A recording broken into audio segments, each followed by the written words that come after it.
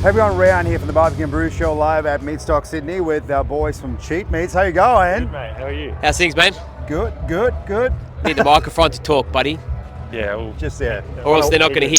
The camera's not going to hear. I'm closer to him than I am to the I'll microphone, do that, right? so you can just talk straight in. I like it. At least I don't have to keep. So we got Leon and Cory here, Cheatmeats. If you haven't checked them out, you got to check them on Instagram and TikTok, guys. Tell us a little bit about yourself. How'd you get started? Where did the inspiration come from to do all the amazing cook-ups you guys do? We've always had this fascination of barbecuing, this American style barbecuing, and so basically we grabbed a couple of old kettles from the old man's house, like in pristine condition. Wow. 3 years ago. I don't think they even were cooked on, Everyone wanted a Weber, but they didn't know how to use it. So we started dabbling, doing a few tomahawks. We thought, let's go a bit bigger. We started doing ribs, and then obviously we made it to the brisket. And ever since we started cooking, we're like, man, this is awesome. Yeah. We love eating, obviously, but now cooking and feeding other people, it just works so good with us. Oh man, that's unreal. And anything you want to add to that one? No, that's fine. That's probably covered everything. Good. I feel like it's so far away. That's good.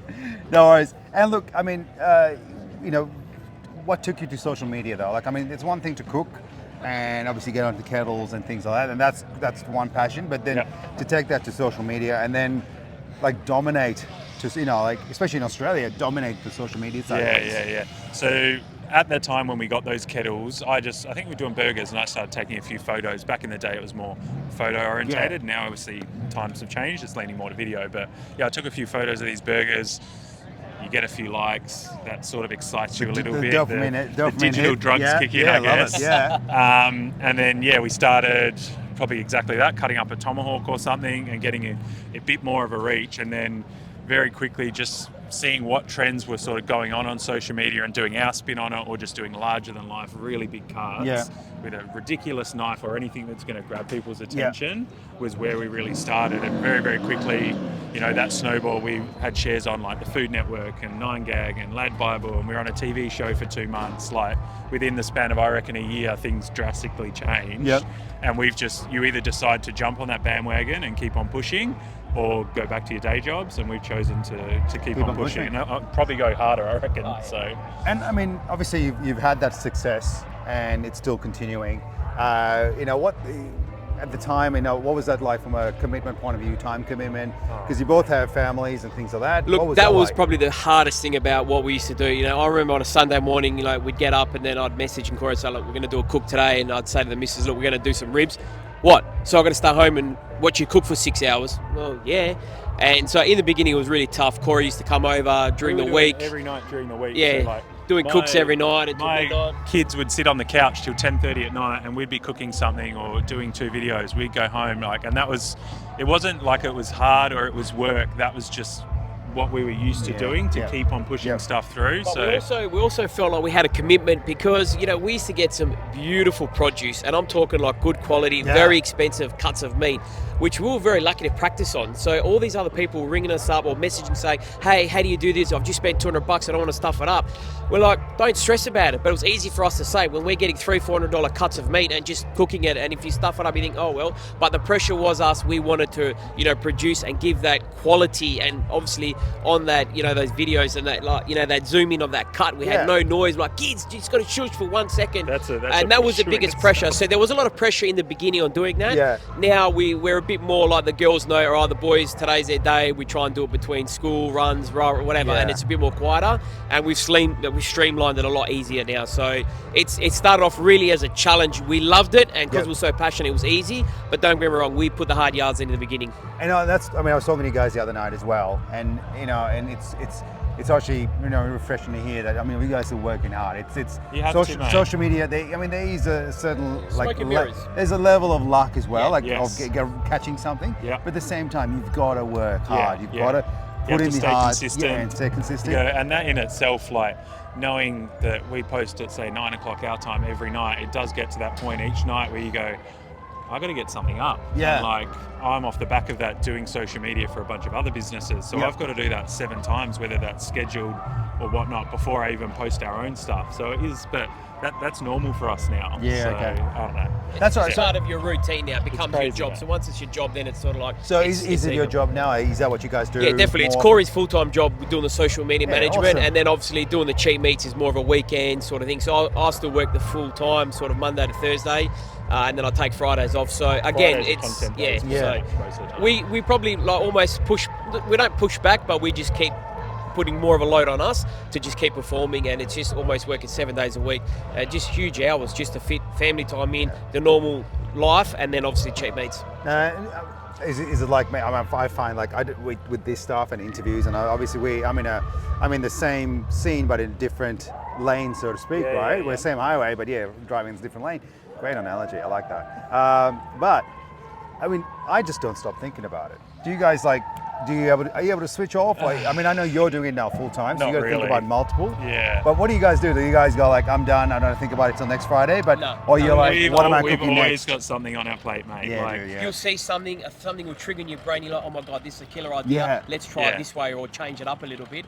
I'll wake up in the morning, and we normally try and do a bit of a meeting between 8 and 9. We phone each other up while I'm driving, and we literally have a bit of a powwow. Yeah. And you know, all of a sudden you're talking about something, and all of a sudden you just start brainstorming. And we've had some really cracking ideas out of nowhere. So yes, it's always on the back of your mind. But because we do so much and we're so busy, it's quite easy for us to have our minds on other things as well. So it's sort of both ways, you know. And I mean, that's exactly where I sit. Obviously, don't sit there and talk to someone. Mark and I catch up quite a bit, and we have quite chats about especially Meatstock. There was a lot of prep mentally and actually just like getting prep, like this is what we're doing. Mate. And we do ours on the plane on the way here, since it was 5 hours. Yeah, that's handy. 5 hours, like, if we only had this and internet on the plane, we were all right. But yeah, look, I think it's just one of those things that, I mean, you guys must love the fact that you can bounce off each other. You know, not many people will have a partner in crime when it comes to social media. We complement each other like very well. Leon's very extroverted. He's like today, we're hosting Meatstock. We're hosting Meatstock on digitals. I'll turn around and Leon's inside the fire pop fridge cutting up Wagyu with the guy. Like, he's got no qualms about going up and asking people questions, whereas I'm obviously a bit more behind the scenes, but when I'm with Leon, I'm able to come out of my shell a bit. And when we're together, I can feed off him. So, and that's perfect. That's the perfect symmetry you need. And you know what? When you got a best mate and you just work, it doesn't feel like work. Like now, we've slogged it the last 2 days, right? We've been cooking, we've been interviewing, we've done a lot of kilometres, but we go back today and go, man, this last 2 days was like a holiday. Yeah. If you know what I mean, a working holiday. So when you love something, what you do, it's not work. That's how I look at it. And we're always thinking about, like, now this is done, you get a bit anxious on what's next. Yeah, absolutely. We already started planning. We're already like, Jay from Meatstock, we already started planning for next year. Yeah. He's like, boys, come to Brazil. Oh, yeah. We've got to convince the wives first. Take it easy. Mate, Brazil is like, will be so next good. Level. Yeah, next 100%, level. 100%. Now, I mean, you brought up, obviously we have Meatstock. I mean, is this your first Meatstock? Have you been here before? So we came 2019 to the Melbourne Meatstock. That was our first one. We absolutely had a cracker of a weekend. So we literally did 2 days of roaming, meeting, and it was good. But again, we were a bit almost like virgins, you know what I mean? We were a bit excited, we were a bit fangirly. But now we've come back almost like we've made so many relationships in the last 3 to 4 years. And it's actually nice to it makes it easy now. It is. It's so much 100%. easier. You feel like you belong a little bit in more. the community. It And it's also really heartwarming when me and Cory, we get stopped as, hey boys, we've been following you since day one. Love your work. We go over a photo, and like we're very humble. So it's such a pleasure, and like I could see myself. Well, I said to us Leon coming all the time. Yesterday, we were talking to a guy from Sydney that I talked to quite a bit. Him and his wife. We said, "See you later." And I could hear her say, you know, they're just normal, down-to-earth guys. Yeah. And there's no superiority complex. There's And we give anyone a time of day. Dude, and that's the first thing I got from you guys when I met you, you know, on Friday night.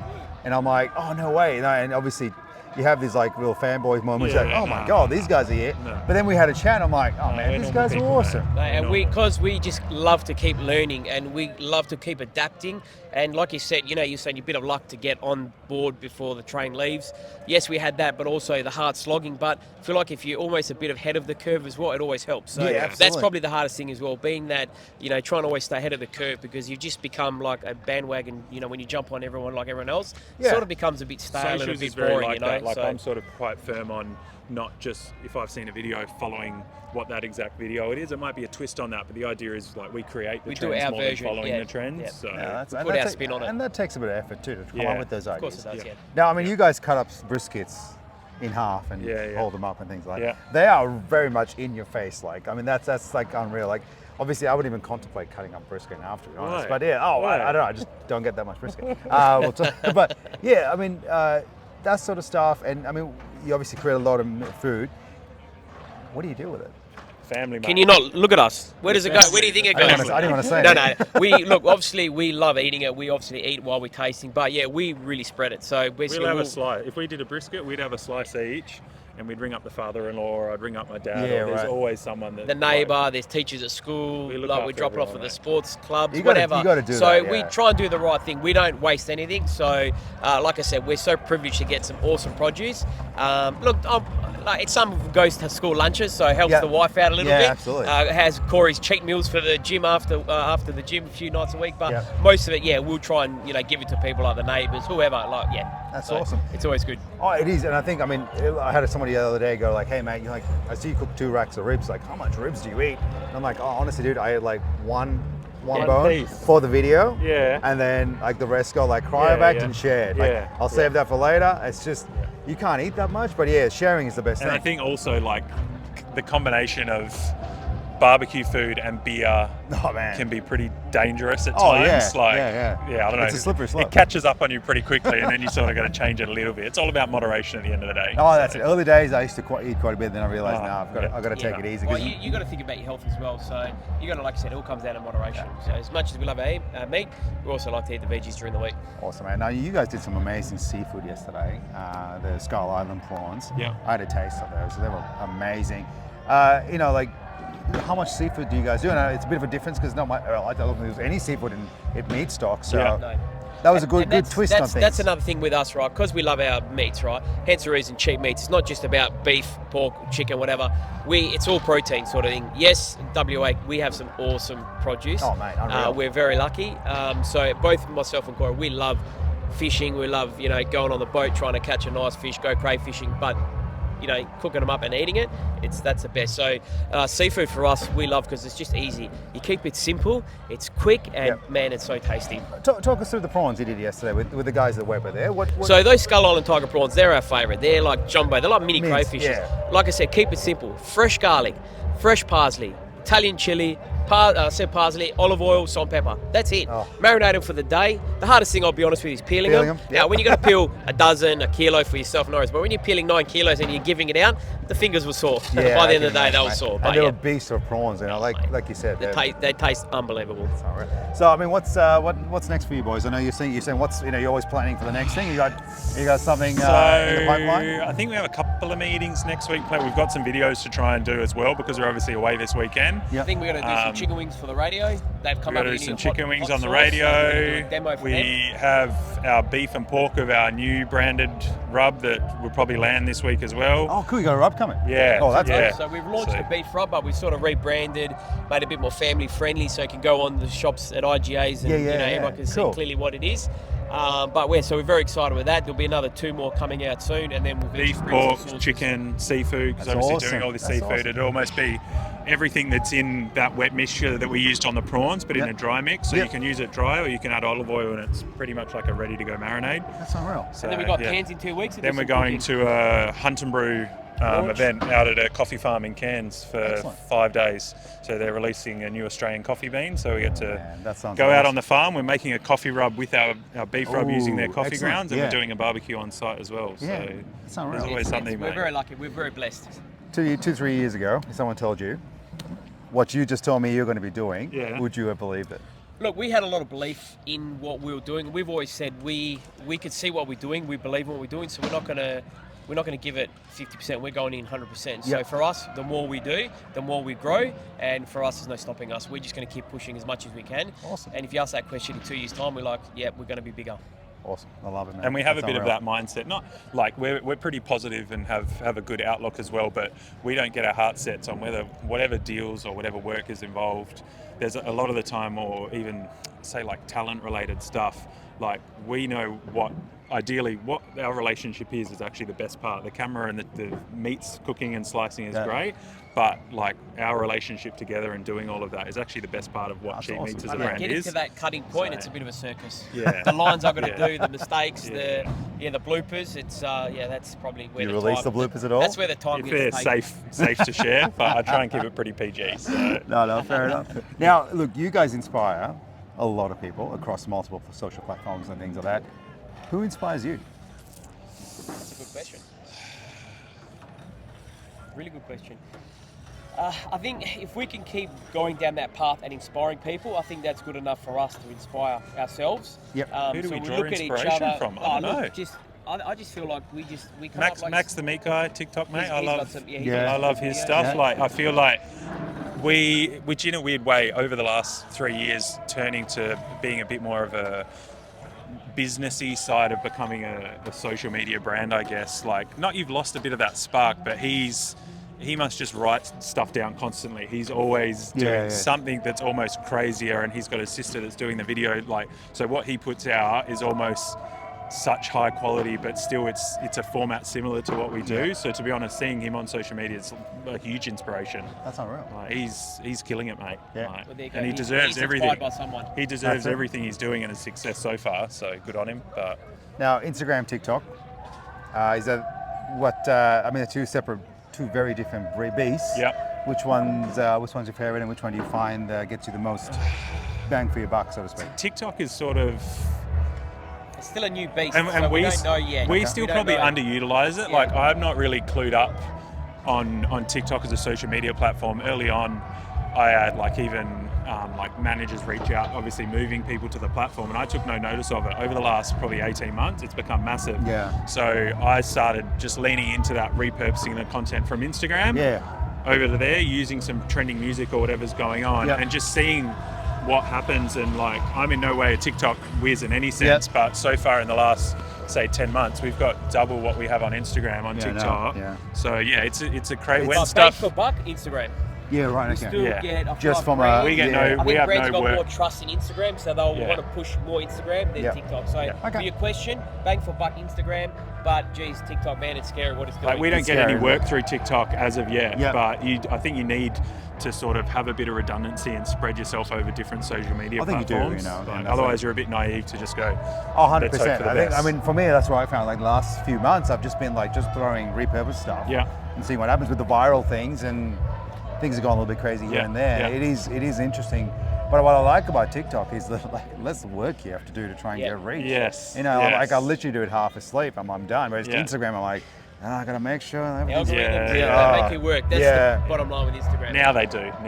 But that comes in peaks and troughs. Like, even just before Reels got released, there was a similar thing. There was a 6-month period where reach was really bad, your views were slow, and I think you just keep on pushing through when they've made changes in the algorithm. The key, right? Stay consistent, and all of a sudden, when Reels came up, we did 100,000 followers, I think, in like a 3-month period. So that's crazy. Feeding that, and it picked up pretty quickly. But you just got to push. And that's the key. I think it's very easy to go like, I'm not getting the reach, I'm just going to be bothered. It's hard. For the everyday person that's not doing it and not committed to kind of get it done for any other reasons besides just a bit of fun, it's easy. It will be so easy to go like, bugger it. So it is one of those things that if you do want to make it work, you've got to keep pushing. You've got to push, mate.